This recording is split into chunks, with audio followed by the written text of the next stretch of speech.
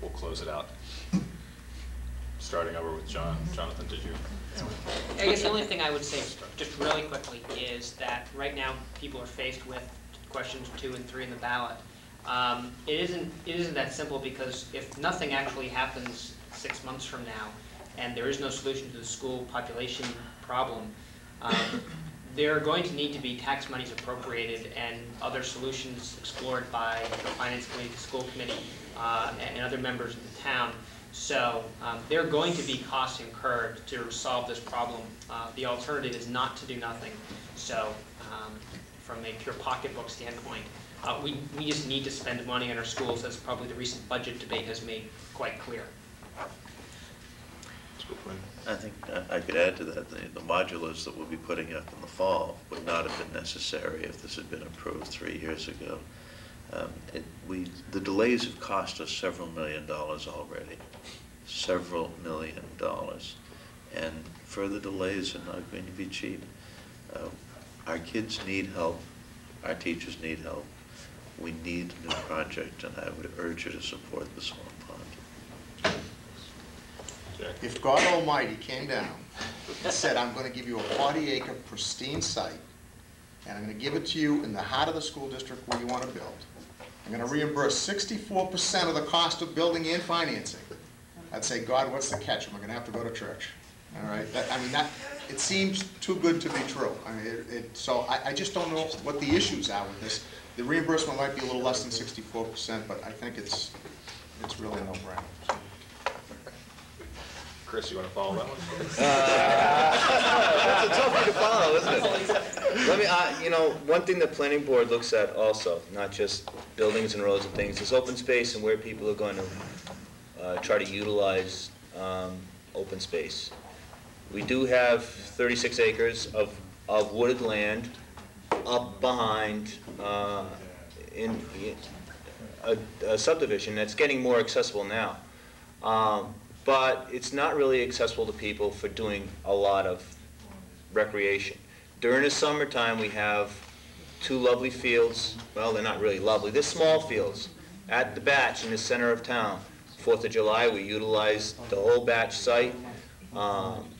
In looking historically, that site was part of the militia training fields.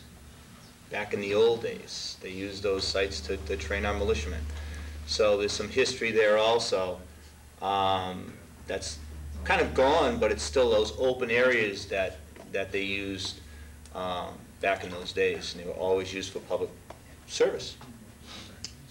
A couple things just briefly that haven't come up. One of the things I think people need to understand is that if you take a look, and I urge everyone, if you can, to drive down 62 through the Center Village Historic District and get an understanding of what North Reading is blessed with. If you look at the towns across the state, if you look at things like property values, if you look at things of why someone cares about a town, you may not think about it every day, but those buildings, the common, the big tree, all the spaces that you've got in the center of town right now, a lot of other towns would kill for. And I think we need to be careful about what happens if we put a very large addition combined with an awful lot of asphalt. We haven't talked about that yet. If we build the addition, we get more traffic, we get more cars, and between building footprint and paving, we lose the bulk of what is the current Batchelder site. I also want to just say in closing that it's important for everyone to understand that the Historic District Commission is not here to be a pain in the neck. We were set up by town meeting in 1993 to have regulatory authority over the buildings and the property of the Historic District because it's important to save this for future generations, as previous generations had the foresight to save it for us. I was told a number of years ago by one of the members of my board that I believe it was in the 70s, there were plans to tear down 1 or 2 other buildings in the district and put up a CVS and possibly a small strip mall. Again, I urge you to drive down 62 and imagine if our forebears hadn't had some foresight for us. And the final thing in closing to understand is that in addition to our Historic District Commission taking a look at this, Because state money is involved, if we renovate and expand the batch, and because it's sitting in an understand and recognized historic district, the State Historic District Commission would have review as well. Just kind of here more in an informational capacity today, so I would encourage anybody who's out there for concern for themselves or a loved one about the circuit breaker, I'm more than happy to send you some stuff. Call my office. Questions about SBA, where it's at and where it's going, more than happy to send some information out. And just kind of on a more of a personal note, as somebody who's been on the Board of Selectmen who supported this, and on the Finance Committee, I can't reiterate enough what everybody said here today about the opportunity cost that we've already lost. It's going to cost us millions of dollars more, and waiting is only going to cost more, which, from a financial perspective, I can't see beneficial to anyone. And then Mark? I think it's all been said. It really has. Regardless of what your preference is, I just urge the public to choose an option.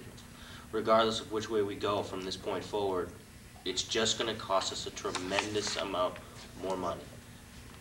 Aside from the needs of the kids that are being put aside, just from a financial perspective, we need to do something now. So make a choice. Well, I want to thank all you folks for coming, giving us your expertise, your opinions, and your information. I want to thank everyone out in the audience for asking questions, and everyone at home for watching. I want to thank Sunrise Bagels for providing breakfast this morning for those of us, I think more coffee than anything else. Again, the purpose of this event was to help those members of the community, that's most of the rest of us, we're going to be voting on May 8th to evaluate these two plans. Question 2, the batch renovation. Question 3, Swan Pond. And decide exactly how you want to go into that poll booth and vote. And so we hope, as a Citizens Action Committee, we are about getting community involvement, both in committees and in all ballot issues. And so from that standpoint, we want to try and create any kind of situation where you can get information to get your decisions made and get your voice out. So we hope that this event did that for you. This event is going to be replayed on Channel 22 on Tuesdays, Thursdays, and Saturdays at 10 a.m. and on Wednesdays and every other Thursday at 8 p.m. Selectmen are on the other Thursdays. Our candidates Q&A, which was last week, will be replayed Tuesdays and Sundays at 8 p.m. and Monday, Wednesdays, and Fridays at 10 a.m. So we encourage you to watch that to see some of the candidates who are running, who came and spoke to the public and gave us their opinions. Based on that candidates Q&A and the profiles that they put forward, the Citizens Action Committee has made endorsements for both Board of Selectmen and School Committee, and we encourage you to go to our website, www.cacnr.org, to see those endorsements and evaluate the candidates as they put their own words, and that's on the website. Just a couple of items, other items that are on the ballot, just to remind everybody, the police station, it's going to be a new police station even though it's a renovation. That is on there, and we do encourage you to vote for that. The police station space needs is also a critical issue and needs to move forward. And the schematics for the middle school and the high school, as has been already alluded to, we need to move forward with those projects, and we need support at the ballot for those issues. So again, the Citizens Action Committee would ask you to vote yes on that question, schematics for middle school and high school. Join us in a few weeks on April 24th for the League of Women Voters Night. Meet the candidates. You can meet all the candidates there. Both Board of Selectmen and School Committee will be represented for debate, and those folks running uncontested for CPC and positions moderator. That's at 7:30 p.m. April 24th in the large group room at the middle school, and we certainly encourage you to join in going there and having your voice heard. And of course, join us at the polls May 8th. Vote. If you're not registered, you have till the 18th of April to register, so if you're new to town, please make sure you've registered.